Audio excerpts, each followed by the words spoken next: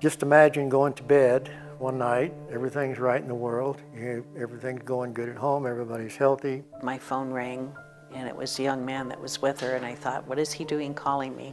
And then you hear this, you think you're dreaming, you hear this awful scream that I've never heard before.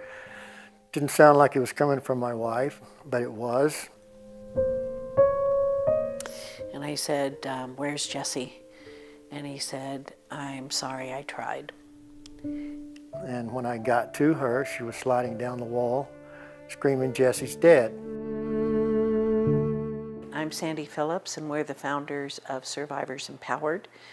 We started Survivors Empowered a few years after our daughter, Jessie Redfield Gowie, was slaughtered in the Aurora theater massacre. The night she was killed, I said, I don't want to be the mom that everybody feels sorry for and goes, oh, there's that mom whose daughter was killed in the theater. And he just took me by the shoulders and he said, well, this is who you are now. When I finally got some sleep, I remember waking up and looking outside, and it was a beautiful day. And the sun was shining, and I was like, how can the sun be shining? How can I have breath in my lungs? How can the world keep turning? And I felt this presence, if you will, of get out of bed, Mom, you know. I never got a phone call from the police department, the coroner, whoever, telling me that Jessie was in fact dead. So we're sitting there thinking, we got to do something about this. There needs to be somebody who's reaching out to these new survivors and letting them know what to expect. We quit our jobs and immediately, got our voice nationalized. 5 months after Aurora, Newtown happened.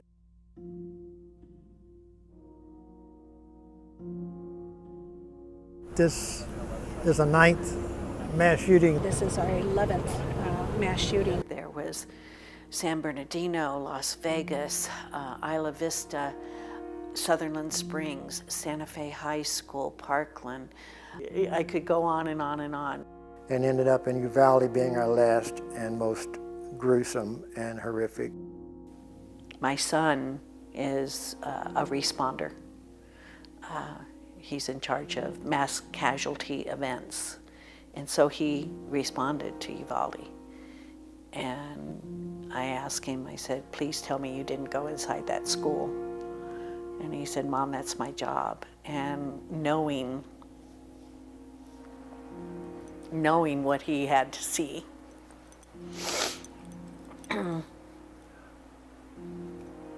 Yeah, it was enough for me. I was done after Uvalde. We're not rich people. We lost everything through a lawsuit that we got involved in Colorado. We did a strategic retreat. We moved to Mexico with 7 suitcases.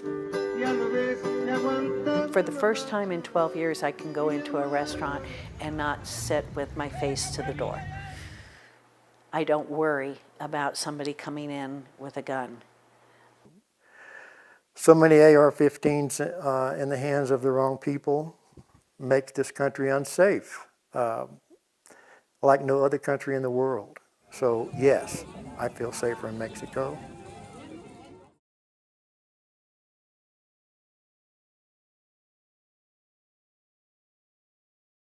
We're here in Colorado, staying at a friend's house who always is gracious about opening her door to us. And we're here to put on a seminar with Giffords where we're talking about mindfulness training and how it affects trauma and restoration. Because we're big believers that if you're going to be an advocate or an activist, you need to be taking care of yourself. That is the crux of the movement, to survive and to get others to survive.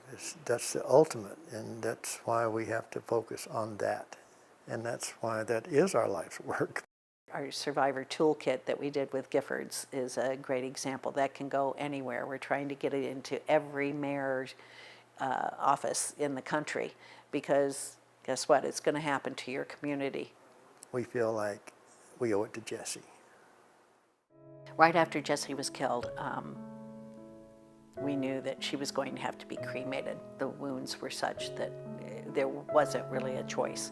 And I said, I know what I need to do with the ashes. And Lonnie was like, what? And I said, she wanted to travel the world. She's at a temple in Kyoto. Another friend took her to Peru. One took her to the Himalayas.